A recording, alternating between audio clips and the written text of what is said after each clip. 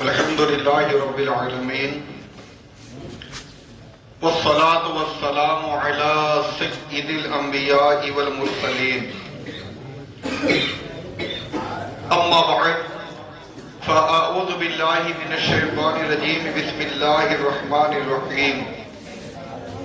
اے مدینے کے تاجدار سلام، اے غریبوں کے غم گسار سلام، رب سلم کے کہنے والے پر جاں کے ساتھ ہو نثار سلام، اور وہ سلامت رہا قیامت میں جس نے دل سے پڑھ لیجئے یہ چار سلام۔ آئیے جی لگائیے اور اپنے آقا و مولا صلی اللہ علیہ وآلہ وسلم کی بارگاہ بے کسبنا میں ایسا درود پڑھیں جس میں درود بھی ہے اور سلام بھی ہے۔ صلاۃ والسلام علیک یا رسول اللہ وعلی آلک واصحابک یا حبیب اللہ، الصلاۃ والسلام علیک یا نبی اللہ وعلی آلک واصحابک یا نور اللہ، نویت سنت الاعتکاف۔ پیارے اور محترم اسلامی بھائیوں، جب بھی اللہ تبارک و تعالی عز و جل کا کرم ہو اور مسجد میں آنا نصیب ہو جائے تو یاد کر کے مسجد میں اعتکاف کی نیت کر لینا چاہیے۔ دیکھیں، مسجد میں کھانا پینا سونا باتیں کرنا سحری افطار کرنا آب زمزم ہو چاہے یا کسی بزرگ نے دم کیا ہوا پانی ہو، اس کو بھی پینا منع کیا گیا ہے۔ لیکن اگر کوئی اعتکاف کی نیت سے ہے تو ضرورتاً اس کا کھانا پینا سونا باتیں کرنا ساری افطار کرنا یہ سب چیزیں جائز ہو جاتی ہیں، لیکن یاد رکھیں یہ ضرورتاً جائز ہو جاتی ہیں، ان لوگوں کی طرح نہیں بنا لے رہے۔ ان لوگ سے مراد سمجھ رہے ہیں؟ ان لوگوں کی طرح یعنی جو مسجد کو اپنے گھر کی طرح بنا لیتے ہیں، تو یہ اللہ کا گھر ہے نا، تو اس کے ادب کا خیال رکھنا ضروری ہوتا ہے۔ دنیا کی سب سے اچھی جگہ مسجد اور دنیا کی سب سے بری جگہ بازار ہے، مقدس رات ہے، اور ہم اور آپ اللہ تبارک و تعالی کے گھر میں ہیں۔ اللہ پاک ہمارا یہاں آنا قبول فرمائے۔ تو رمضان کے مہینے میں تقریباً پورے ہند میں مساجد میں افطار کا اہتمام ہوتا ہے۔ علاقے کے لوگ افطار دیتے ہیں اور کچھ لوگ مسجد میں افطار کرتے ہیں۔ تو جو لوگ افطار کرتے ہیں ان کے لیے بھی ضروری ہے کہ مسجد کی دری ہو یا چٹائی ہو یا مسجد کا فرش ہو، اس پر کھانے پینے سے بچنا چاہیے۔ انداز جو ہوتا ہے ہمارا سب آپ کے سامنے ہے، آدھا کھاتے ہیں آدھا گراتے، اگر کہہ لیا جائے تو شاید غلط نہیں ہوگا۔ آدھا کھاتے ہیں تو چٹائی جتنے دی ہے نا یہ کھانے کے لیے نہیں دی ہے نا، چٹائی دی گئی ہے نماز پڑھنے کے لیے۔ ویسے بھی دسترخوان پر کھانا سنت بھی ہے، تو سنت بھی ادا ہو جائے گی، مسجد کی چٹائی بھی نہیں خراب ہوگی، مسجد کا فرش بھی خراب نہیں ہوگا اور مسجد کی دری بھی خراب نہیں ہوگی۔ بعض لوگ ہوتا یہ کہ مساجد میں پروگرام ہوتا ہے، بعض بڑی راتوں میں کھانے پینے کا اہتمام ہوتا ہے، سحری بنتی ہے، تو کھاتے پیتے کہتے ہیں ابھی صاف کر دیا جائے گا، کیا بولتے ہیں ابھی صفائی کر دی جائے گی۔ تو صفائی کی تو اجازت ہے لیکن گندگی کرنے کی اجازت نہیں۔ صفائی کرنے کی، کوئی گندگی ہو گئی ہے، کوئی چیز گر گیا ہے تو اس کو صاف تو کرنا ہے، لیکن ایک ہوتا ہے کہ جان بوجھ کر گندگی کرنا۔ کوئی اپنے چہرے میں مٹی لگائے اور پھر کہے صاف کر لوں گا، تو اس کو آپ کیا کہیں گے؟ بھائی یہ تو پاگل پن ہے نا، صفائی مٹی لگانے کی ضرورت ہی کیا تھی؟ تو مسجد میں اگر افطار ہو تو اس کا بھی خیال رکھنا چاہیے کہ دسترخوان بچھا لیا جائے۔ افطار ہوتی کس کے لیے ہے؟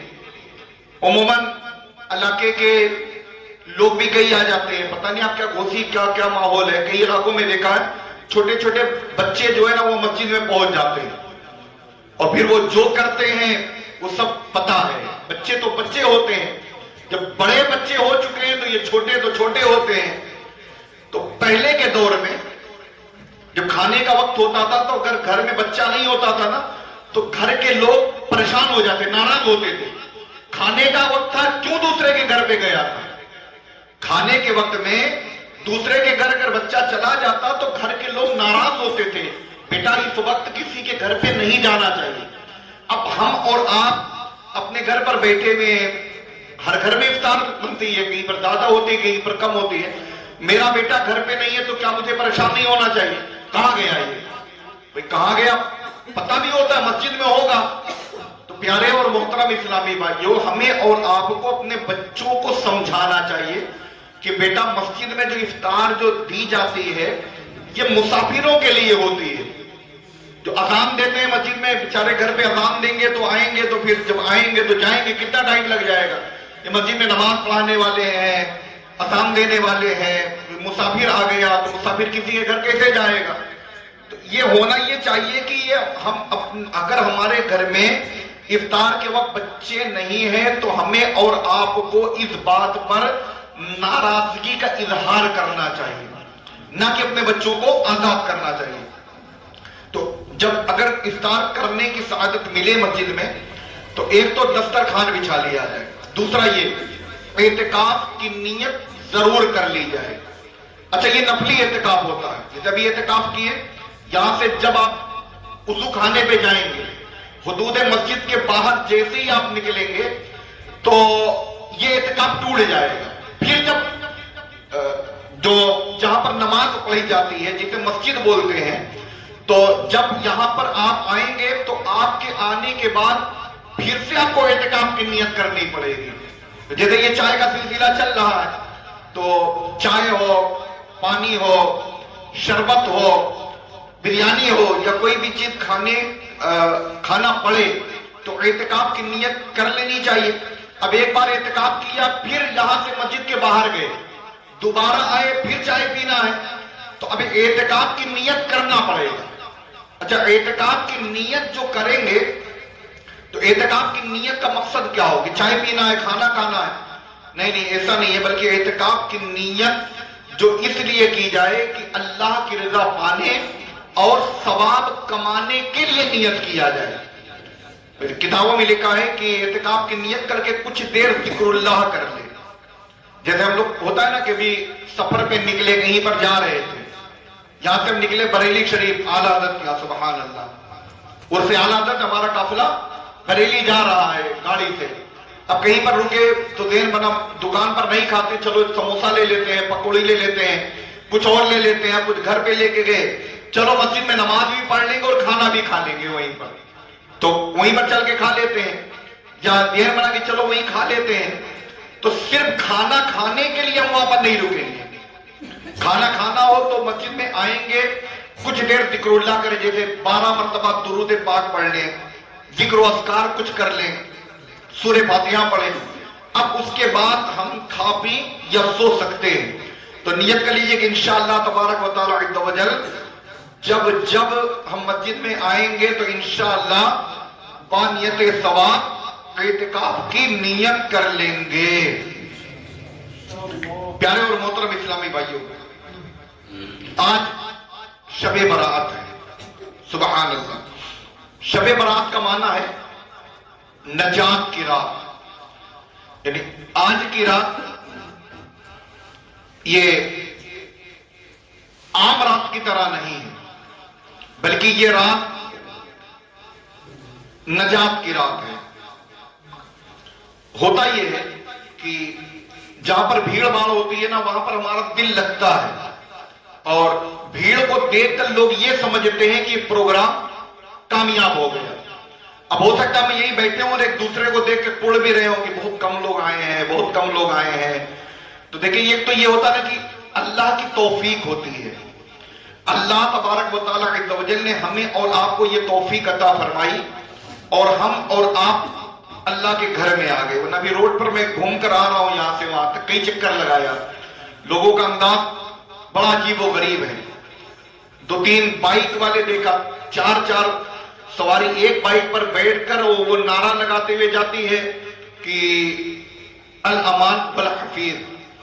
تو ایسے میں اگر قانونی کارروائی کی جاتی ہے, ہمارا ملک, ہمارا گورنمنٹ ہماری اور آپ کی حفاظت کے لیے, ہماری بدتمیزی کو روکنے کے لیے اگر 2-4 ڈنڈے لگاتا ہے تو پھر کیا ہوگا؟ گورنمنٹ ایسی آ گئی ہے. تو یہ ہمارے ساتھ ہو رہا ہے. تو شب برات میں عبادت نہیں کی جا رہی ہے. بھائی یہ خدا کے بندو, یہ کون سی عبادت ہے؟ روڈوں پہ لیفٹ رائٹ کرنا, گاڑی پہ گھومنا, نعرہ لگانا, یہ کون سی عبادت ہے؟ تو ہم اور آپ یہاں پر بیٹھے ہوئے ہیں, تو یہ اللہ تبارک و تعالیٰ عز و جل کا بے پایا کرم اور احسان ہے کہ الحمدللہ اس مقدس رات میں اللہ تبارک و تعالیٰ نے ہمیں اپنے گھر میں آنے کی توفیق عطا فرمائی. تو دل تعداد کو دیکھ کر چھوٹا نہیں ہونا چاہیے کہ تعداد کم ہے, کچھ لوگ آئے تھے چلے گئے. تو اللہ تبارک و تعالیٰ عز و جل جنہیں توفیق دیتا ہے تو کثیر نیکیاں کمانے میں کامیاب ہو جاتے ہیں. انشاءاللہ تبارک و تعالیٰ عز و جل تھوڑی دیر بیان ہوگا, پھر انشاءاللہ تبارک و تعالیٰ عز و جل نماز تسبیح کا طریقہ, پھر وہ نماز جس نماز کے بارے میں ہے کہ ہو سکے تو یہ نماز روز آنا پڑھو, یعنی صلاۃ التسبیح. اگر یہ نہیں کر سکتے تو ہفتے میں 1 دن پڑھو. فرمایا جا رہا ہے اگر یہ نہیں کر سکتے تو مہینے میں پڑھ لیا کرو. آگے فرمایا جا رہا ہے اگر مہینے میں نہیں پڑھ سکتے تو کم از کم سال میں ہی پڑھ لیا کرو.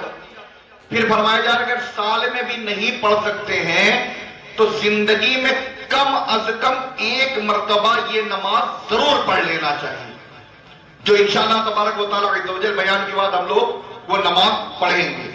تو پیارے اور محترم اسلامی بھائیوں, حدیث پاک میں جب شعبان کی درمیانی یعنی 15ویں رات آئے تو اس رات عبادت کرو. تو علم دین سیکھنا, یعنی جو ہم اور آپ یہ بیٹھے قبر و حشر کی جو بات کر رہے ہیں نا, یہ بھی عبادت ہے. مسجد نبوی میں 2 گروپ بیٹھا ہوا ہے. ایک گروپ وہ ہے جو ذکر اللہ کر رہا ہے, اللہ کا ذکر کر رہا ہے. ایک گروپ وہ بیٹھا ہوا ہے جو اس بات کی فکر کر رہا ہے کہ اسلام کو آگے کیسے پہنچایا جائے, کیسے لوگوں تک اسلام پہنچایا جائے. تو پیارے حبیب صلی اللہ علیہ وسلم نے دونوں گروپ کا جائزہ لیا. جو لوگ ذکر اللہ کر رہے تھے وہاں پر بھی جا کر بیٹھے دیکھا, اور جو لوگ اس طرح کی باتیں کر رہے تھے کہ دین کو آگے کیسے بڑھایا جائے, تو پیارے حبیب صلی اللہ علیہ وسلم اس گروہ کے پاس آ کر بیٹھے. سبحان اللہ. تو دعوت اسلامی کا یہی مشن ہے کہ ہم اور آپ اس رات میں علم دین کی محفل میں آئے, چونکہ علم دین سیکھنا یہ بہترین عبادت ہے, علم سیکھنا. پیارے اور محترم اسلامی بھائیو, تو اس رات میں کیا کرنا چاہیے؟ حدیث پاک میں ہے کہ رات میں عبادت کرو اور دن کو روزہ رکھو. بے شک اس رات سورج غروب ہوتے ہی اللہ پاک اپنی شایان شان آسمان دنیا پر تجلی فرماتا ہے. اور کیا فرماتا ہے سنو اے عاشقان رسول, اللہ فرماتا ہے کوئی مغفرت مانگنے والا کہ میں اسے معاف کروں, ہے کوئی رزق مانگنے والا کہ میں اسے رزق عطا کروں, ہے کوئی پریشان حال کہ میں اس کی پریشانی کو دور کر دوں, ہے کوئی ایسا, ہے کوئی ویسا. طلوع فجر تک یوں ہی اعلان ہوتا رہتا ہے. پیارے اور محترم اسلامی بھائیوں, پیارے محبوب صلی اللہ علیہ وسلم کے صدقے ہم پر یہ کیسی کرم نوازیاں ہیں کہ الحمدللہ ہم گناہگاروں کی بخشش کے لیے ہمیں بار بار موقع فراہم کیے جاتے ہیں. شب برات آ گئی ہے, نجات کی رات آ گئی ہے. اس رات کو بنو کلب یعنی عرب کے سب سے زیادہ بکریاں پالنے والے قبیلے کی بکریوں کے بالوں کے برابر لوگوں کو جہنم سے آزاد کر دیا جاتا ہے. یعنی بنو کلب جو ہے یہ بہت زیادہ بکریاں پالتا تھا. اب ایک بکری میں کتنا بال ہوتا ہے؟ مجھ سے کہہ دیا جائے، آپ سے کہہ دیا جائے، کئی لوگوں سے مل کر کہہ دیا جائے کہ بکری میں کتنے بال ہیں، تو ایک بکری کے بال کو ہم گننے میں ناکام ہو جائیں گے، یعنی ہو ہی نہیں سکتا. تو پہلے کے لوگ بکریاں پالتے تھے، تو سب سے زیادہ جو بکریاں پالنے والا تھے وہ تھا بنو کلب. تو مثال دی گئی ہے کہ بنو کلب کی بکریوں کے بالوں کے برابر اللہ تبارک و تعالیٰ عز و جل لوگوں کو جہنم سے آزاد فرما دیتا ہے. سبحان اللہ. انشاءاللہ الکریم رمضان تشریف لے آئے گا. رمضان شریف میں ہر روز لاکھوں گناہگاروں کی بخشش ہوتی ہے. پھر انشاءاللہ الکریم شب قدر شریف تشریف لے آئے گی. ایسی بابرکت رات جو مغرب سے لے کر فجر تک سلامتی ہی سلامتی ہے. اس میں فرشتے اترتے ہیں. اس کی ایک رات کی عبادت 1000 مہینوں کی عبادت سے بہتر ہے. رمضان میں آخری عشرے میں ایک رات ہے، 21ویں 23ویں 25ویں 27ویں یا 29ویں. ان 5 راتوں میں سے ایک مقدس رات ہے جس رات میں عبادت 1000 مہینوں کی عبادت سے بہتر ہے. یہ موقع ہمارے لیے آتے رہتے ہیں، پہلے بھی آئے تھے، زندگی باقی رہی تو پھر آئیں گے. محبوب صلی اللہ علیہ وسلم کے امتیوں کی خاطر بخشش و مغفرت کے دروازے کھلے رہتے ہیں. کاش ہم ان موقع کی قدر کرنے والے بن جائیں. کاش ان بابرکت راتوں کی صحیح معنوں میں قدر کریں. سچی پکی توبہ کر کے گناہ کو چھوڑ کر ہم اور آپ نیکیوں پر کمر باندھ لیں. یعنی اللہ تبارک و تعالیٰ اپنے بندوں کو بار بار موقع دیتا ہے. شب معراج آتی ہے، موقع دیا گیا. شب برات آ گئی ہے، موقع دیا جاتا ہے. رمضان آتے ہی شیطان کو قید کر دیا جاتا ہے.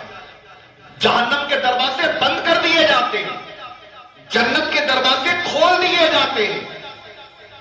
ہمیں اور آپ کو موقع دیا جاتا ہے، مان جائیے، سدھر جائیے، نیک بن جائیے، گناہوں سے توبہ کر لیجئے. شب قدر دی جاتی ہے تاکہ ہم ان راتوں کو پانے کے بعد ہم گناہوں سے سچی توبہ کر لیں، گناہ چھوڑ کر نیکیوں پر کمر باندھ کر رحمت الہی کے حقدار بننے میں کامیاب ہو جائیں.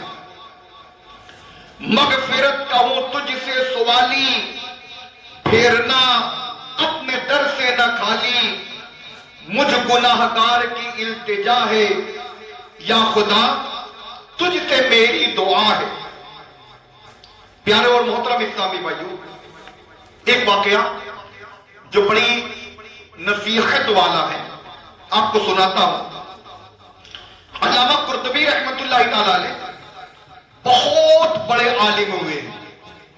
آپ نے ایک سبق آموز اور بہت ہی عبرتناک واقعہ لکھا ہے جو آنکھیں کھول دینے والا واقعہ ہے. یعنی یہ واقعہ جو کوئی عام واقعہ نہیں ہے.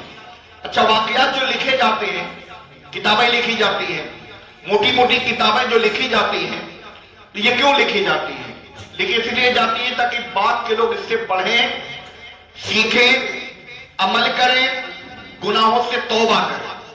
یہ جو بیانات ہوتے ہیں نا، یہ بیانات ہماری زندگی میں تبدیلی لانے کے لیے بیان کیا جاتا ہے. نہ کہ صرف ایک پروگرام ہوگا، کوئی آئے گا، بولے گا، تقریر کرے گا، چلا جائے گا. میں نے کیا لیا؟ یعنی میں جیسے آیا تھا ویسے ہی گیا، یا میرے بیان سننے کے بعد میری زندگی میں کوئی بدلاؤ آیا، کوئی تبدیلی آئی؟ تبدیلی آئی تو سبحان اللہ، اور تبدیلی نہیں آتی ہے تو پیارے اور محترم اسلامی بھائیوں، ہمیں اور آپ کو اپنے اوپر غور کریں. میں نے جلسوں میں، اجتماعات میں 1 گھنٹہ دیا، 2 گھنٹہ دیا، نتیجہ کیا نکلا؟ کہ ایسا تو نہیں کہ مرد بڑھتا گیا جنگجو دوا کی، مرد بڑھتا گیا کیونکہ جلسوں کی کمی نہیں ہے ہمارے یہاں. آئے دن جلسے ہوتے ہیں، آئے دن اجتماعات ہوتے رہتے، آئے دن پروگرام ہوتے رہتے. لیکن جانے کے بعد میں آیا کیوں؟ پہلا سوال تو یہ ہوتا ہے نا، میں یہاں پر کیوں آیا ہوں؟ میرے آنے کا مقصد کیا ہے؟ عموماً ہمارے یہاں جو ہے نا، نیت پر دیکھیں سب کچھ ڈیپینڈ ہوتا ہے. انما الاعمال بالنیات، اعمال کا دار و مدار نیتوں پر. ہمارے یہاں ہوتا کیا؟ جب کوئی پروگرام ہوتا کون آ رہا ہے، سب سے پہلا سوال یہی ہوتا ہے.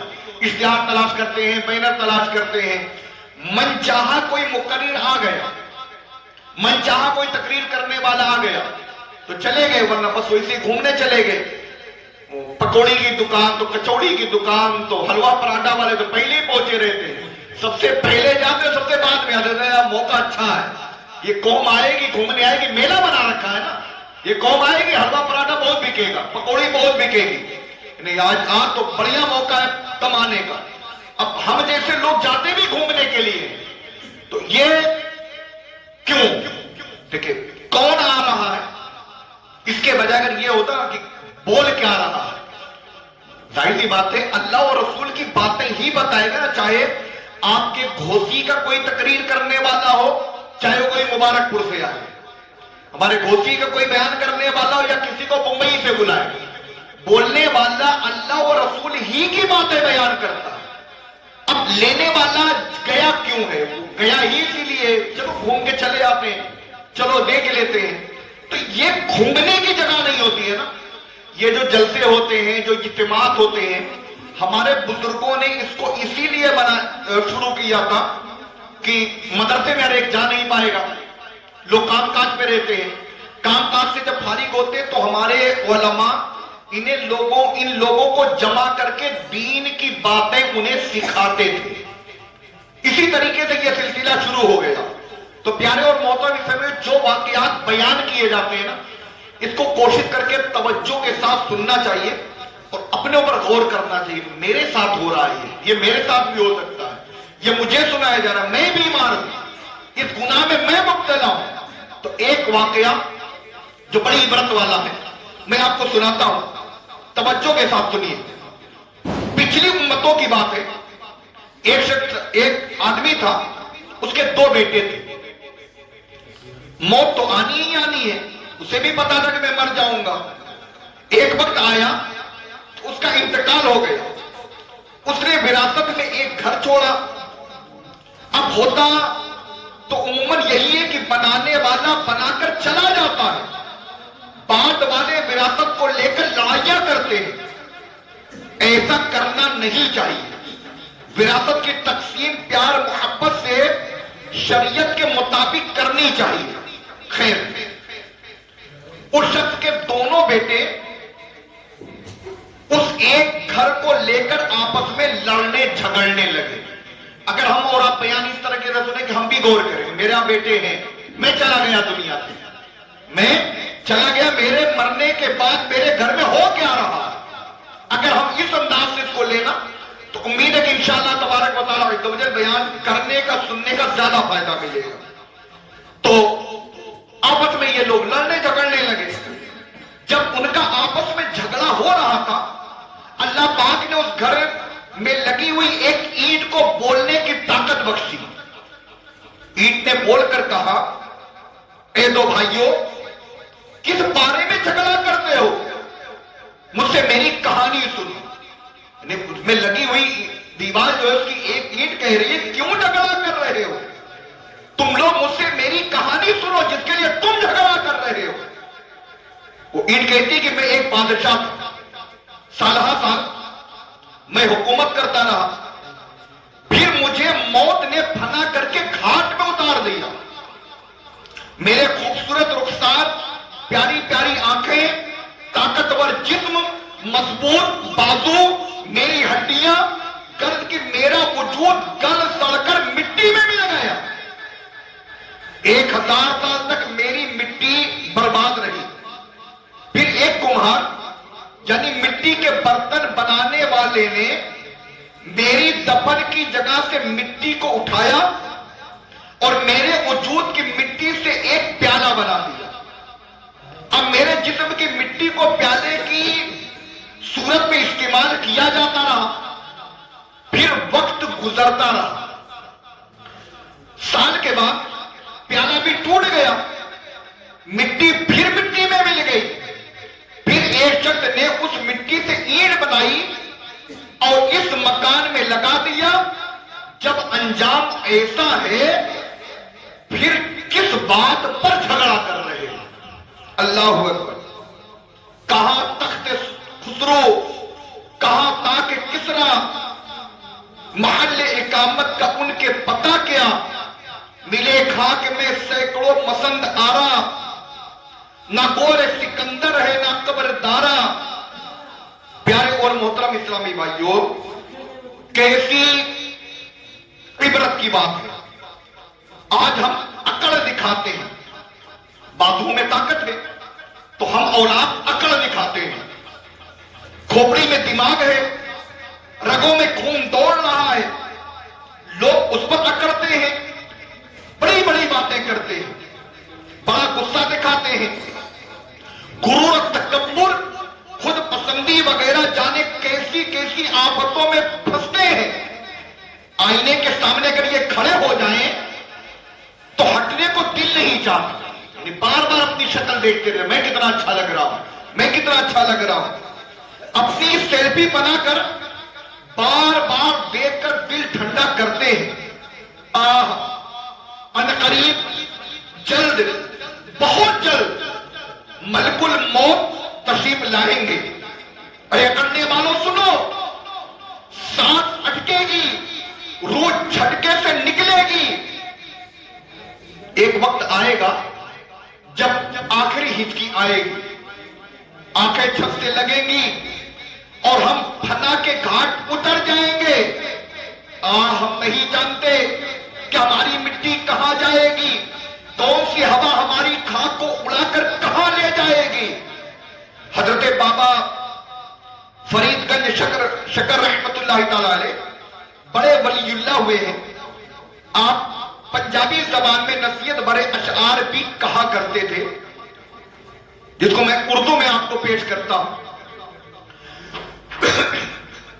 شعر کیا کہا کرتے تھے؟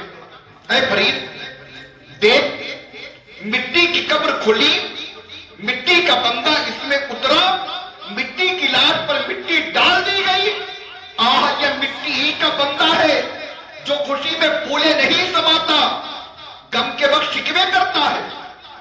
اگر کوئی غم آ جائے تو شکوے کرتا ہے, روتا واویلا مچاتا ہے, مگر افسوس بندہ کچھ بھی کرے مٹی کا انجام مٹی ہے. اے بندے میری نہ کر, میری زمین, میرا مال, میری جائیداد, میری گاڑی, میری عزت, میری زندگی وغیرہ وغیرہ باتیں کر کے عقل مت دکھا.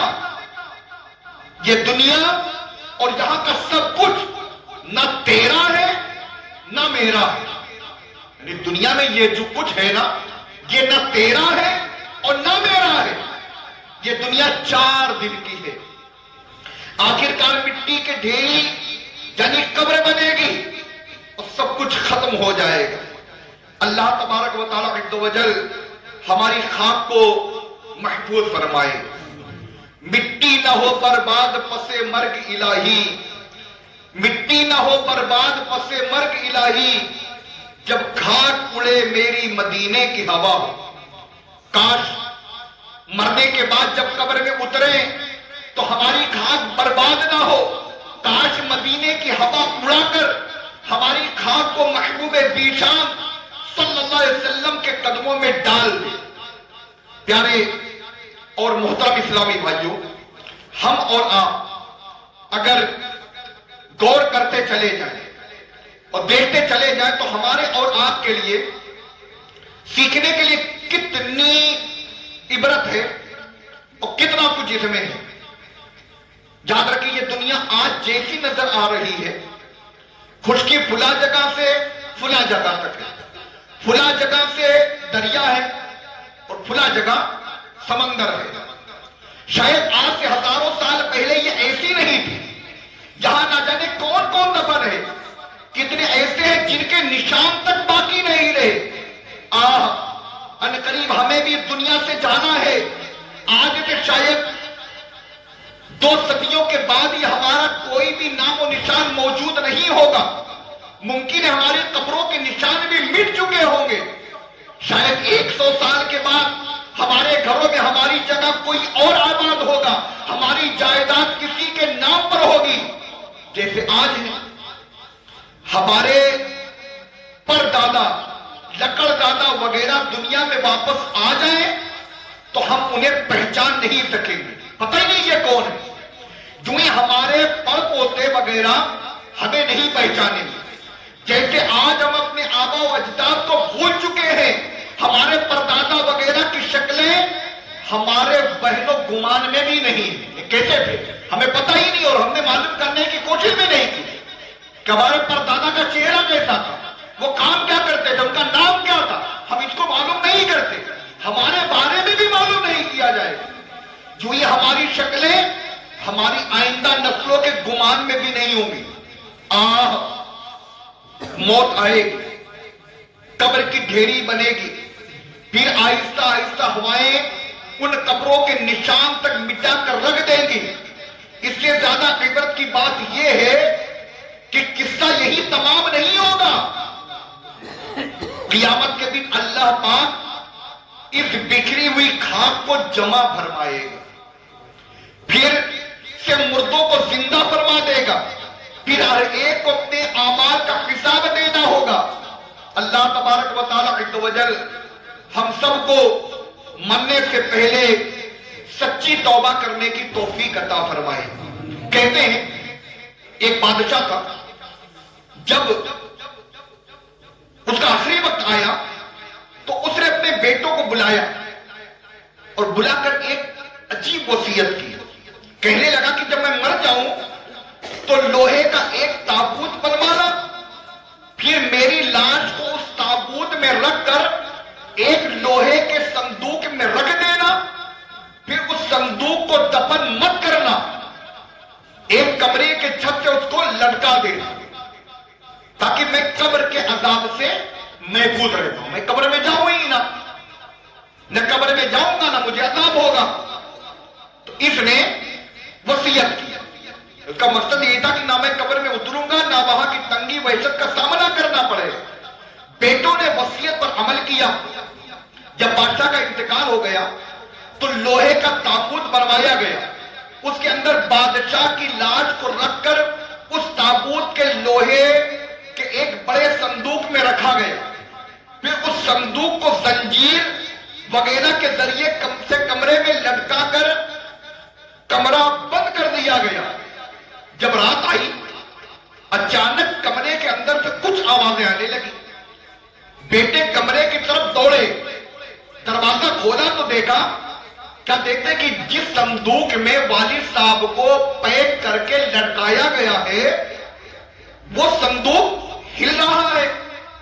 انہوں نے صندوق کو نیچے اتارا, کھولا تو یہ دیکھ کر حیران رہ گیا کہ صندوق کے اندر تابوت ہے, اس تابوت کے اندر بادشاہ کی لاش کے اوپر ایک خوفناک سانپ بیٹھا ہوا ہے, اس کے چہرے کو کاٹ رہا ہے. بڑی حیرانی کی بات تھی کہ صندوق کے اندر جانے کا کوئی راستہ ہے ہی نہیں ہے, کوئی سوراخ ہے ہی نہیں ہے, پھر یہ سانپ اندر کیسے چلا گیا؟ بہرحال بادشاہ کے بیٹوں نے اس سانپ کو باہر نکال کر سانپ کو مار ڈالا, صندوق کو پھر بند کیا اور پہلے کی طرح کمرے میں اس کو لٹکا دیا. یہ رات تو جیسے گزرتی تھی گزر گئی. اگلی رات پھر کمرے سے آواز آنے لگی. بیٹوں نے پھر کمرہ کھولا, دیکھا صندوق ہل رہا ہے, صندوق اتارا گیا. اب کھولا تو پہلے والے سانپ سے بھی بڑا سانپ بادشاہ کے سینے پر بیٹھا ہوا ہے. اے نمازیں قضا کرنے والوں ذرا سنو, اے فلمیں ڈرامے دیکھنے والوں سنو, اے اپنے ماں باپ کی نافرمانیاں کرنے والوں سنو, اے دوسروں کی زمینیں ہڑپ کرنے والوں سنو.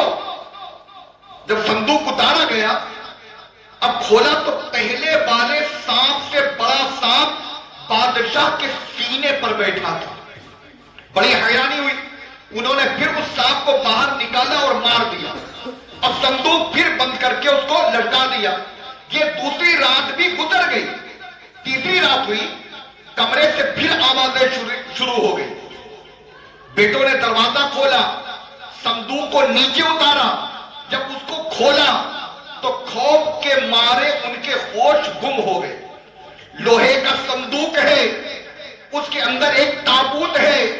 باہر سے صندوق بالکل صحیح سلامت ہے, مگر اس تابوت کے اندر خوفناک آگ بھڑک رہی ہے. یہ خوفناک منظر دیکھ کر وہ سمجھ گئے کہ عذاب قبر سے ہرگز چھٹکارا نہیں. چنانچہ انہوں نے بادشاہ کی لاش کو باقاعدہ قبر میں دفن کر دیا. بہر غفلت یہ تیری ہستی نہیں, دیکھ جنت اس قدر سستی نہیں. بہر غفلت یہ تیری ہستی نہیں, دیکھ جنت اس قدر سستی نہیں. راہ گزر دنیا ہے یہ بستی نہیں. راہ گزر یہ دنیا ہے یہ بستی نہیں. جائے عیش و عشرت و بستی نہیں. اور ایک دن مرنا ہے, آخر موت ہے. نماز قضا کریں مرنا ہے, فلمیں ڈرامے دیکھیں گے تو بھی مرنا ہے, گانے باجے سنیں گے تو بھی مرنا ہے, ماں باپ کی نافرمانی کریں گے تو بھی مرنا ہے, کسی کی زمین ہڑپ کریں گے تو بھی مرنا ہے, نماز پڑھیں گے تو بھی مرنا ہے, ماں باپ کو راضی کریں گے تو بھی مرنا ہے, نیکی کی دعوت دیں گے تو بھی مرنا ہے, مسجد و مدرسہ بنائیں گے بنوائیں گے, بنانے والوں کو سپورٹ کریں گے تو بھی مرنا ہے. مرنا ہے, لیکن دونوں مرنے میں کتنا فرق ہے. ایک مرنا وہ ہے جو گناہ کر کر کے بندہ یہ دنیا سے جا رہا ہے. شب برات تو ملی لیکن توبہ کی توفیق نہیں ملی. بار بار رمضان آیا, شیطان کو قید کیا گیا, لیکن زندگی میں بدلاؤ نہیں آئے. تو مرنا تو ہے. شاعر کہتا ہے کہ ایک دن مرنا ہے, آخر موت ہے. کر لے جو کرنا ہے, آخر موت ہے. یہاں سے تجھ کو جانا ایک دن, قبر میں ہوگا ٹھکانا ایک دن, منہ خدا کو ہے دکھانا ایک دن, اپنا غفلت میں گوانا ایک دن. یعنی اب شب برات آ گئی, توبہ کریں. توبہ کا دروازہ کھلا ہے تو غفلت میں ایک دن بھی نہیں گزارنا. آخرت کی فکر کرنی ہے ضرور, جیسی کرنی ویسی بھرنی ہے ضرور. عمر ایک دن یہ گزرنی ہے ضرور, قبر میں میت اترنی ہے ضرور. ایک دن مرنا ہے, آخر موت ہے. کر لے جو کرنا ہے, آخر موت ہے. ایک پیارے اور محترم اسلامی بھائیوں, حضرت عمر بن عبد العزیز رحمت اللہ تعالی علیہ ایک جنازے کے ساتھ گئے تو لوگ آگے بڑھ گئے اور آپ پیچھے رہ گئے. ہم مراد جنازے میں جاتے ہیں, ہمارا انداز کیا ہوتا ہے اور بزرگوں کا کیا انداز ہوتا ہے. لوگ جنازہ رکھ کر آپ کا انتظار کرنے لگے. جب آپ پہنچے تو کسی نے کہا کہ اے امیر المومنین, آپ کہاں رہ گئے؟ جب تو ہمارے ساتھ آئے تھے, آپ کہاں رہ گئے؟ فرمایا ابھی ایک قبر نے مجھے پکار کر بلایا. ابھی ایک قبر نے, جب میں آیا تو اس قبر نے مجھے پکار کر بلایا. اور کیا کہا کہ اے عمر بن عبد العزیز, مجھ سے کیوں نہیں پوچھتے کہ میں اپنے اندر آنے والوں کے ساتھ کیا برتاؤ کرتی ہوں. قبر نے مجھ سے پوچھا کہ مجھ سے کیوں نہیں پوچھتے کہ میرے اندر جو آتا ہے تو میں اپنے اندر آنے والوں کے ساتھ میں کیا برتاؤ کرتی ہوں. تو میں نے اس سے کہا کہ مجھے ضرور بتا. تو وہ کہنے لگی کہ میں اس کا کفن پھاڑ کر اس کے جسم کے ٹکڑے ٹکڑے کر ڈالتی ہوں. اللہ اکبر. قبر کہتی کہ میرے اندر جب کوئی آتا ہے تو میں اس کا کفن پھاڑ دیتی ہوں اور پھاڑ کر اس کے جسم کے میں ٹکڑے ٹکڑے کر ڈالتی ہوں. اس کا خون چوس کر کھا جاتی ہوں، کیا تم اس سے نہیں پوچھو گے کہ میں اس کے جوڑوں کے ساتھ کیا کرتی ہوں؟ میں نے کہا کہ ضرور بتا۔ کہنے لگی کہ ہتھیلیوں کو کلائیوں سے، کلائیوں کو بازوؤں سے، اور بازوؤں کو کندھوں سے، سرینوں کو رانوں سے، رانوں کو گھٹنوں سے، اور گھٹنوں کو پنڈلیوں سے، اور پنڈلیوں کو میں قدموں سے جدا کر دیتی ہوں، میں پنڈلیوں کو جدا کر دیتی ہوں۔ اتنا کہنے کے بعد آپ رحمت اللہ تعالی علیہ رونے لگے۔ اللہ اکبر۔ پھر فرمایا سنو، کہتے کہ اس دنیا میں بہت عمر ہماری بہت تھوڑی ہے، جو گناہگار ہونے کے باوجود اس دنیا میں عزت والا ہے، آخرت میں ذلیل و رسوا ہوگا۔ جو مالدار ہے آخرت میں فقیر ہوگا، اس کا جوان بوڑھا ہو جائے گا، اور جو زندہ ہے مر جائے گا۔ کہتے ہیں کہ دنیا کا تمہاری طرف آنا تمہیں دھوکے میں نہ ڈال دے۔ دنیا کا تمہاری طرف آنا ہوتا ہے نا کہ نماز نہیں پڑھ رہے، پیسے پہ پیسے آ رہے۔ ایک دکان کھولا تھا، بڑھتی چلی گئی، ایک دکان سے دوسری ہو گئی، دوسری سے تیسری ہو گئی، تیسرے سے چوتھی ہو گئی، بےایمانی پر بےایمانی کر رہے تھے، بلڈنگ پر بلڈنگ بڑھتی چلی گئی، بےایمانی پر بےایمانی کر رہے تھے، بلڈنگ پر بلڈنگ بنتی چلی گئی۔ تو کہتے ہیں کہ دنیا کا تمہاری طرف آنا تمہیں دھوکے میں نہ ڈال دے۔ یہ نہ سمجھو کہ میں کامیاب ہو گیا، میں کامیابی تو تقویٰ میں ہے نا، تقویٰ میں ہے، پرہیزگاری میں ہے، آخرت کی تیاری میں، اس میں کامیابی ہے۔ تو دنیا کا تمہاری طرف آنا تمہیں دھوکے میں نہ ڈال دے، کیونکہ تم جانتے ہو کہ یہ بہت جلد رخصت ہو جاتی ہے۔ دھوکے میں پڑنے والا وہی ہے جو اس سے دھوکہ کھا جائے۔ کہاں گئے اس میں بسنے والے جنہوں نے شہر آباد کیے، نہریں نکالی، درخت لگائے، مگر اس میں بہت تھوڑا عرصہ رہ پائے؟ انہیں صحت و تندرستی نے دھوکے میں ڈالا، چستی نے مغرور بنا دیا، تو یہ گناہوں میں پڑ گئے۔ اللہ ڈھیل دیتا ہے، اللہ تبارک و تعالی ڈھیل دیتا ہے، اور ہم اور آپ گناہوں پر ڈھیل ہوتے چلے جاتے ہیں۔ یاد رکھیں یہ اللہ کی ڈھیل ہے۔ خدا کی قسم، اس کا مال کے سبب ان پر حسرت کی جاتی تھی، جو انہوں نے بڑی کنجوسی کے بعد حاصل کیا، اس کے جمع کرنے کی وجہ سے ان سے حسد کیا جاتا ہے۔ سوچو مٹی نے ان کے جسموں کے ساتھ کیا کیا، قبر کے کیڑوں نے ان کے ہڈیوں اور جوڑوں کا کیا حال کیا۔ یہ دنیا میں خوشحالی اور چین میں رہتے، نرم و ملائم بستروں پر سوتے، نوکر چاکر ان کی خدمت کرتے، گھر والے ان کی عزت اور پڑوسی ان کی حمایت کرتے۔ اگر تم انہیں پکار سکو تو گزرتے ہوئے ضرور پکارنا، اگر انہیں بلا سکے تو انہیں ضرور بلانا۔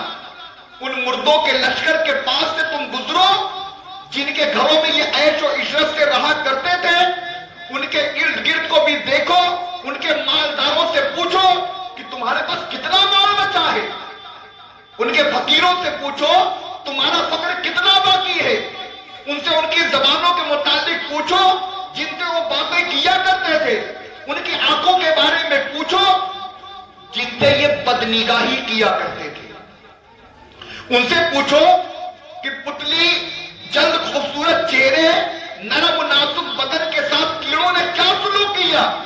کیڑوں نے ان کے رنگ اڑا دیے، گوشت کھا گئے، چہرے خاک آلود کر دیے گئے، خوبصورتی کو ختم کر دیا گیا، ریڑھ کی ہڈی توڑ کر جسم کے ٹکڑے ٹکڑے کر دیے گئے، جوڑوں کو ریزہ ریزہ کر دیا گیا۔ ان سے پوچھو کہ تمہارے خیمے، تمہاری عورتیں کہاں گئی، تمہارے خدمتگار کہاں گئے، تمہارے غلام کہاں گئے، جمع پوجے اور خزانے کہاں گئے؟ قبروں کے پاس جاؤ، ان سے پوچھو کہاں گئے سب۔ اللہ پاک کی قسم، انہوں نے قبر کے لیے کچھ تیاری نہیں کی، دنیا میں لگے رہے، ہائے دنیا ہائے دنیا ہائے دنیا ہائے دنیا، دنیا دنیا کرتے رہے، قبر کی کوئی تیاری نہیں کی، کوئی سہارا نہیں بنایا، نیکی کا پودا بھی نہیں لگایا, سکون قبر کے لیے کچھ نہیں بھیجا. اب وہ تنہائی اور ویرانوں میں پڑے ہوئے ہیں. کیا ان کے لیے دن اور رات برابر نہیں؟ کیا اب وہ اندھیرے میں نہیں ہے؟ ہاں, اب ان کے اور ان کے عمل کے درمیان رکاوٹ کر دی گئی. عزیز و اقربا تو ان کی جدائی ہو گئی. کتنے خوشحال مردوں اور عورتوں کی حالت بدل گئی. ان کے چہرے گل پڑ گئے, ان کے جسم گردنوں سے جدا ہو گئے اور ان کے جوڑ الگ ہو گئے. پیارے اور محترم اسلامی بھائیو, ان کی آنکھیں رخساروں پر بہے گئی, منہ خون اور پیپ سے بہے گئے, ان کے جسموں کے کیڑے مکوڑے پھرنے لگے, آدھا بکھر کر جدا ہو گئے. خدا کی قسم کچھ ہی عرصے میں ان کی ہڈیاں بوسیدہ ہو گئی, باقاعدہ چھوٹ گئے. کشادگی کے بعد وہ تنگی میں جا پڑے. ان کی بیواؤں نے دوسرے نکاح کر لیے, اولاد گلیوں میں در بدر ہے. رشتہ داروں نے ان کے مکانات و میراث آپس میں بانٹ لیے. خدا کی قسم ان میں سے کچھ خوش نصیب ایسے ہیں جن کی قبروں میں وسعت رونق اور تازگی ہے, اور وہ قبروں میں مزے لوٹ رہے ہیں. یعنی یہ سب کے ساتھ نہیں ہونے والا ہے. کچھ ایسے بھی ہیں جو قبروں میں مزے لوٹ رہے ہیں. کون لوگ ہیں؟ مسجد بنوا کر چلے گئے, مدرسہ بنا کر چلے گئے, مسجد و مدرسہ بنانے والوں کے ساتھ لگے رہے, قدم سے قدم ملا کر ان کے ساتھ چلے, نیکی کے کام میں لگے رہے, اپنے ماں باپ کو راضی کیا, گناہ سے بچے رہے. یہ کون لوگ ہیں؟ الحمدللہ یہ لوگ قبروں میں مزے لوٹ رہے ہیں. ایک کل قبر میں اترنے والے شخص, تجھے دنیا کی کس چیز نے دھوکے میں رکھا ہے؟ کیا یہ تو سمجھتا ہے کہ ہمیشہ رہے گا؟ یہ دنیا تیرے لیے باقی رہے گی؟ تیرا وسیع گھر کہاں ہے؟ تیرے پکے ہوئے پھل کہاں گئے؟ تیرے باریک کپڑے خوشبو دھونی کہاں ہے؟ تیرے گرمی سردی کے کپڑے کیا ہوئے؟ کیا تو نے مرنے والوں کو نہیں دیکھا؟ جب اسے موت آتی ہے تو وہ خود پر سے گھبراہٹ دور نہیں کر سکتا, پسینے سے شراب بور رہتا ہے, پیاس سے بلبلاتا ہے, موت کی سختی و تکلیف سے پہلو بدلتا ہے. رب کی بارگاہ کا حکم آ گیا, تقدیر کا اٹل فیصلہ ہو چکا ہے, اب حکم ہو چکا ہے جسے تو بچ نہیں سکتا. تو پیارے اور محترم اسلامی بھائیوں, قبر روزانہ کرتی ہے یہ پکار, مجھ میں کیڑے مکوڑے ہیں بے شمار, یاد رکھ میں ہوں اندھیری کوٹھری, تجھ کو ہوگی مجھ میں سن وحشت بڑی. اور شاعر کہتا ہے قبر کیا کہتی ہے؟ کہتی کہ میرے اندر تو اکیلا آئے گا. آج اگر قبرستان پر بھی جانا ہو شب برات میں تو ہم تنہا نہیں جاتے نا, ہم کسی نہ کسی کے ساتھ جاتے ہیں. ایک چائے بھی پینا ہو تو کوئی دوست تلاش کرتے ہیں, لسی پینے کا دل چاہے تو تنہا نہیں چلے جاتے, کوئی نہ کوئی ہمارے ساتھ ہونا چاہیے. ہم کسی نہ کسی کو تلاش کر کے جاتے ہیں. یعنی اکیلے ہمیں گھبراہٹ ہوتی ہے, اکیلے اچھا نہیں لگتا, اکیلے مزہ نہیں آتا. قبر کیا کہتی ہے سنو, قبر کہتی کہ میرے اندر تو اکیلا آئے گا, ہاں مگر اعمال لیتا آئے گا. قبر میں میرے اندر تو اکیلا آئے گا, تیرا دوست نہیں ہوگا. کون آئے گا؟ پیارے اور محترم اسلامی بھائیو, قبر کہتی ہے کہ مگر اعمال لیتا آئے گا. خوب اندھیری قبر میں جب جائے گا, بے عمل بے انتہا گھبرائے گا. جب تیرے ساتھی تجھے چھوڑ آئیں گے, قبر میں کیڑے تجھے کھا جائیں گے, قبر میں تیرا کفن پھٹ جائے گا. یاد رکھ نازک بدن پھٹ جائے گا, تیرا ایک ایک بال تک جھڑ جائے گا, خوبصورت جسم سب سڑ جائے گا. تو پیارے اور محترم اسلامی بھائیو, قبر میں جانا ہے, مجھے بھی جانا ہے, آپ کو بھی جانا ہے, ہمارے بچوں کو بھی جانا ہے, ہمارے بھائیوں کو بھی جانا ہے, ہر ایک کو قبر میں جانا ہے. قبر میں جانا تو تنہا ہے, کیا لے کر جانا ہے؟ تو انڈر اسٹوڈ ہے کہ اعمال لے کر جانا ہے. اگر ہم نے نمازیں نہ پڑھی تو ہمارا کیا بنے گا؟ کتابوں میں لکھا ہے کہ بے نمازی کو قبر ایسے دباتی ہے کہ اس کی ہڈیاں پسلیاں ٹوٹ پھوٹ کر ایک دوسرے میں پیوست ہو جاتی ہیں۔ نماز قضا کرنے والوں ذرا غور کرو، اگر نماز قضا کرتے کرتے کرتے کرتے ہم اگر دنیا سے چلے گئے، اسی طرح ماں باپ کے نافرمان کے بارے میں بھی، ماں باپ کے نافرمان کو بھی قبر دباتی ہے۔ یاد رکھیں قبر ہر ایک کو دباتی ہے، چاہے وہ نیک ہو چاہے وہ بد ہو۔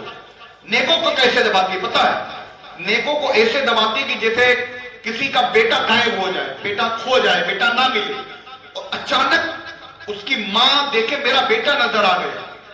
اب ماں دم نراش ہو چکی نا، میرا بیٹا نہیں ملے گا، پتہ نہیں کہاں چلا گیا۔ اچانک بیٹا کا نظر آ جائے تو اپنے بیٹے کو ماں کیسے بڑھتے محبت سے چمٹا لے گی، سینے سے لگائے گی نا۔ ایسے ہی نیکوں کو قبر الحمدللہ سینے سے لگا لیتی ہے۔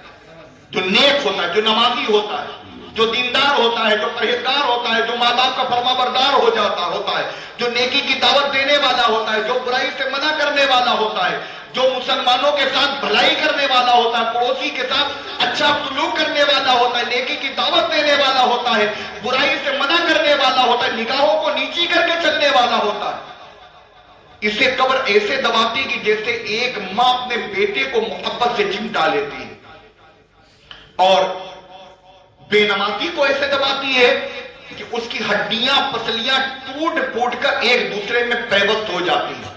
تو پیارے اور محترم اسلامی بھائیوں، شب برات آئی، کچھ گھنٹوں کے بعد چلی جائے گی۔ شب برات آئی، کچھ گھنٹوں کے بعد چلی جائے گی۔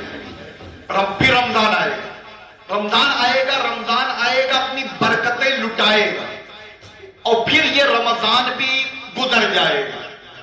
اب ہمارا کیا، ہم لوگوں کا ذہن کیا ہوتا ہے، شب برات میں عبادت کریں گے، بہت پہلے ذہن بنا، شب برات آنے والی ہے، شب برات آنے والی ہے، شب برات آنے والی ہے، رات میں چلیں گے، مزار پر جائیں گے، فاتحہ پڑھیں گے، نماز پڑھیں گے، قرآن پڑھیں گے، ذکر کریں گے۔ ہم کیا ہے نا، ہم انتظار کر رہے ہیں شب برات آئے گی تو قرآن پڑھیں گے۔ اب شب برات میں قرآن پڑھ لیا، شب برات میں نماز پڑھ لی، شب برات میں پوری رات جگ گئے، شب برات آئی تو سحری بھی کیا، دوسرے دن کا روزہ بھی رکھ لیا، اس کے بعد پھر کیا، 16 شعبان کو کیا کریں گے، 17 کو کیا کریں گے، 18 کو کیا کریں گے، 19 کو کیا کریں گے، پھر ایسی زندگی گزارے، پھر رمضان میں انتظار کریں گے۔ اب ہم پھر رمضان میں انتظار کریں گے، رمضان آئے گا تو نماز پڑھوں گا، رمضان آئے گا تو قرآن پڑھوں گا۔ پھر کیا کہتے ہیں کہ کل کیا پل کا بھروسہ نہیں۔ جب بات ہوتی ہے، ہم لوگ جب آپس میں بیٹھتے ہیں نا، تو جب پنچایت کرتے تو ہر ایک اچھی باتیں کرتا ہے، ہر ایک یہی کہتا ہے کہ جیسی کرنی ویسی بھرنی، ایک دن مرنا ہے، جو جیسا کرے گا ویسا بھرے گا۔ تو بھائی یہ ہم بھی تو جیسا کریں گے ویسے ہی بھریں گے نا۔ اب شب برات آئی تو اب ہم نے کیا کیا، ہم نے عبادت میں رات گزاری، اللہ کی بارگاہ میں توبہ کرے، اللہ تبارک و تعالی ہم سب کو سچی پکی توبہ کرنے کی توفیق عطا فرمائے۔ اب توبہ کرنے والا کیسا ہے؟ حدیث پاک میں آتا ہے کہ توبہ کرنے والا گناہوں سے پاک ہو جاتا ہے۔ ایک روایت میں کہ اللہ تبارک و تعالیٰ کی بارگاہ میں اگر کوئی توبہ کرے تو اللہ تبارک و تعالیٰ معافی نہیں فرماتا۔ اللہ اتنا کریم ہے، اتنا کریم ہے، اتنا کریم ہے کہ اس کے گناہوں کو نیکیوں میں تبدیل فرما دیتا ہے۔ جی ہاں، یعنی ہم نے گناہ کیا تھا، جو گناہ کیا تھا ان گناہوں کو اللہ تعالیٰ نیکیوں میں تبدیل فرما دیتا ہے۔ بس اللہ کرے کہ یہ شب برات جو ہے مٹھی بھری صحیح، اللہ ہمارا یہاں آنا قبول فرما دے۔ اب یہاں آنے کے بعد اگر یہ ہے نا کہ ہم سچی پکی توبہ کرنے میں کامیاب ہوئے، شیطان انڈر اسٹوڈ اپنا کام کرے گا، بیٹھے بیٹھے کرتا رہتا، کتنے آئے تھے چلے گئے، ایسے تھوڑی نہ چلے گئے نا۔ شیطان نے کان پکڑا، اٹھایا، کبھی کمر میں درد ہوا ہوگا تو کبھی پیٹ میں درد ہوا ہوگا، کبھی کچھ اور یاد آیا ہوگا، کبھی سنجا کے نام پر وہ لے کے چلا گیا۔ یہ شیطان لعین مردود یہ ہر جگہ اپنا کام کرتا رہتا ہے۔ اب ہم توبہ کریں گے، توبہ کرنے والا گناہوں سے پاک ہو جاتا کہ شیطان پھر لگا رہے گا۔ ہم کیا کریں، الحمدللہ دعوت اسلامی کا دینی ماحول یعنی اچھی صحبت اچھا بنا دیتی ہے، لیکن بار بار کہتے نا کہ جب کسی کو بیماری بڑھ جاتی تو ڈاکٹر کیا کرتا، کہتا نا کہ اس کو ایڈمٹ کرنا پڑے گا۔ اب بیماری جیسی ہوتی ہے، اگر بیماری زیادہ ہو گئی، کمزوری زیادہ ہو گئی تو بوتل پر بوتل، بوتل پر بوتل چلتا رہتا ہے۔ کچھ مریض ایسے ہوتے ہیں کہ ڈاکٹر ان کو دوا دے کر چھوڑ دیتا ہے، 3 دن کی دوا جائیے انشاءاللہ ٹھیک ہو جائے گی، کچھ سے کہتا ہے 3 دن کے بعد پھر آ جائیے، کچھ کو بولتا ہے کہ 2-4 بوتل پانی چڑھانا، کچھ کہتا ہے کہ ایڈمٹ کرنا پڑے، کچھ کہتا ہے ICU میں رکھنا پڑے گا۔ اب یہ کیا ہے؟ ڈاکٹر جو ہے نا وہ مریض کو دیکھ کر فیصلہ کرتا ہے۔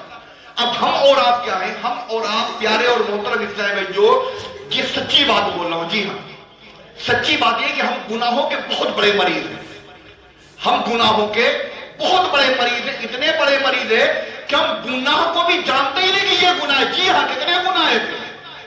غیبت کسے کہتے ہیں؟ کسی کے پیٹھ پیچھے ایسی بات کہنا کہ وہی بات اس کے سامنے کہی جائے، وہ بات اس کو بری لگے، یہ غیبت ہے۔ جی ہاں کوئی بات ایسی کہنا کسی کے پیٹھ پیچھے کہ وہی بات اس کے سامنے کہی جائے، جیسے کہتے ہیں نا میرے گھر کا ماحول بہت اچھا ہے لیکن اصل میں میرا ایک بھائی ٹھیک نہیں ہے۔ بھائی یہ غیبت نہیں تو مجھے بتاؤ اور کیا ہے؟ گھر بھر کی تعریف ہو رہی ہے، میرے گھر کا ماحول بہت اچھا ہے، اصل میں تھوڑا سا نا والدہ کا مزاج صحیح نہیں ہے۔ اب امی میری یہ بات سن لیں گے تو کیا مجھے امی گلاب جامن کھلائیں گے، کہیں گے میرا بیٹا میری برائی کر رہا ہے؟ میرے گھر کا ماحول تو اچھا ہے لیکن کیا بتاؤ جب سے بھائی کی شادی ہوئی ہے نا تب سے گھر جو ہے نا وہ ایک دم جہنم کا گڑھا بن گیا۔ بھائی یہ کیوں کہنے جا رہے ہیں یہاں پر؟ تو کتنے گناہ ایسے ہیں کہ بندہ اس کو پتہ ہی نہیں ہے۔ یعنی یہ حقیقت یہ ہے کہ ہم لوگ گناہوں کے بہت بڑے مریض ہو چکے ہیں۔ اب کیا کرنا پڑے گا؟ ہمیں اور آپ کو ایڈمٹ ہونا پڑے گا۔ کہاں ایڈمٹ ہونا پڑے گا؟ دعوت اسلامی کے دینی ماحول میں۔ کرنا کیا پڑے گا؟ جمعرات کو جو اجتماع ہوتا ہے نا اس اجتماع میں ہمیں اور آپ کو پابندی کے ساتھ آنا پڑے گا، ہمیں اور آپ کو پابندی کے ساتھ آنا پڑے گا۔ دعوت اسلامی کے قافلے سفر کرتے ہیں، ہمیں بار بار قافلے میں سفر کرنا پڑے گا۔ جی ہاں ہمیں بار بار قافلے میں سفر کرنا پڑے گا۔ دعوت اسلامی کی جانب سے الحمدللہ رمضان کے مبارک مہینے میں پورے ماہ کا اعتکاف ہوتا ہے۔ جی ہاں رمضان آتا ہے، شیطان قید ہے، نفل کا ثواب فرض کے برابر، فرض کا ثواب 70 گنا کر دیا جاتا ہے۔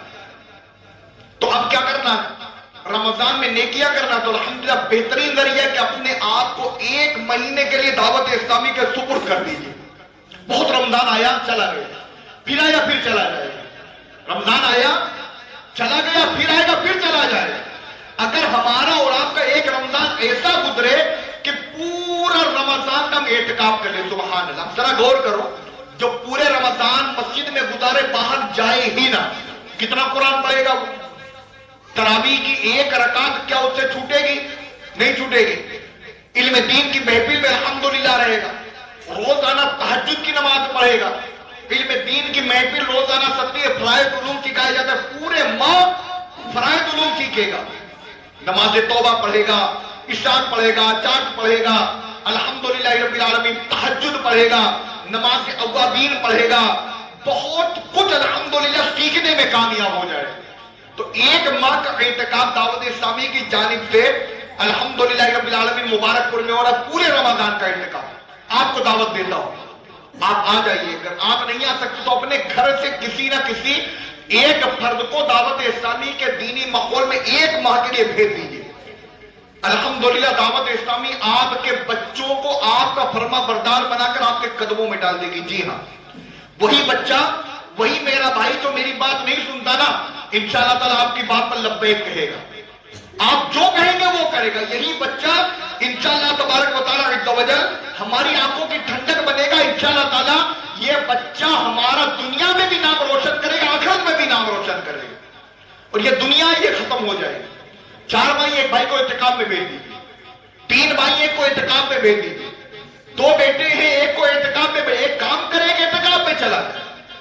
1 ہی مہینے کی تو بات ہے نا، ورنہ کتنے ایسے کاروبار کی حالت کیا سب کو پتا ہے، دن بدن ہمارا کاروبار ڈاؤن پر ڈاؤن ہوتا چلا جا رہا ہے، لیکن چل رہا ہے نا، اللہ دے رہا ہے الحمدللہ۔ اللہ تعالیٰ کا کلام ہے کہ دال روٹی ملتی اور زندگی گزر رہی ہے۔